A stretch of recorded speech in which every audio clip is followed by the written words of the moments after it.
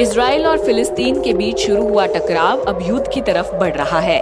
फिलिस्तीन के संगठन हमास ने इजराइल पर एक के बाद एक रॉकेट बरसाना शुरू कर दिया है।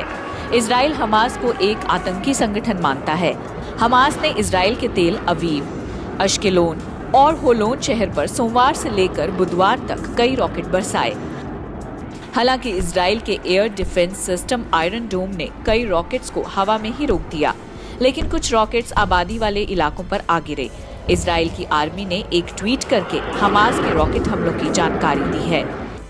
सेना ने लिखा, सेंट्रल और दक्षिणी इजराइल में लगातार रॉकेट दागे जा रहे हैं। बहुत हो गया, अब ये रुक जाना चाहिए।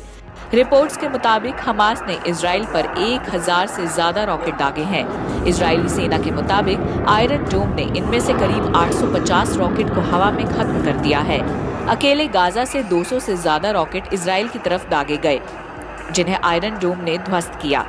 सबसे अहम बात यह है कि हमास की तरफ से इतना बड़ा हमला 7 साल बाद हुआ है। हमास के इस हमले में कई लोगों की मौत हो चुकी है, जिसमें एक भारतीय महिला सौम्य संतोष भी शामिल है।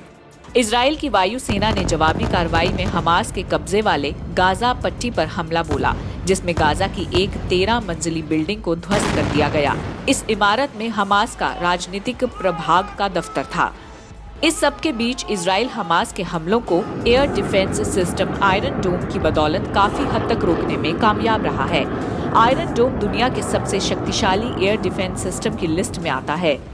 आयरन डोम इजराइल का एक एयर डिफेंस सिस्टम है, जिसे इजराइल की राफेल एडवांस डिफेंस सिस्टम और इजराइल एरोस्पेस इंडस्ट्रीज ने अमेरिका की वित्तीय और तकनीकी सहायता से बनाया है। पहली बार इसका इस्तेमाल 2011 में किया गया था। आयरन डोम को गाजा से दागे जाने वाले कम दूरी के रॉकेट और तोप खाने को रोकने के लिए बनाया गया है। हालांकि आयरन डोम की निर्भरता रेडार सिस्टम और आने वाले रॉकेट के खतरे के विश्लेषण पर निर्भर करती है। यदि किसी रॉकेट का आबादी वाले इलाके या महत्वपूर्ण ढांचे पर गिरने का खतरा रहता है, तो उस रॉकेट को रोकने के लिए जवाबी कार्रवाई करता है। हमला करने वाले रॉकेट को ये हवा में खत्म करने के मामले में 90% से ज्यादा कारगर साबित हुआ है। आयरन डोम के इंटरस्पेक्टर को मोबाइल टावर या स्टैटिक लॉन्च साइट से दागा जाता है।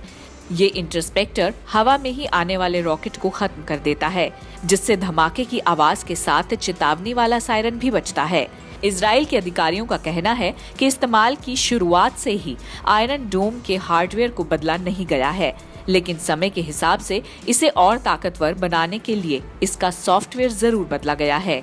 इस पर इजराइल के रक्षा मंत्री का कहना है कि आयरन डोम में क्रूज मिसाइलों, ड्रोन और इससे अधिक को खत्म करने की क्षमता है।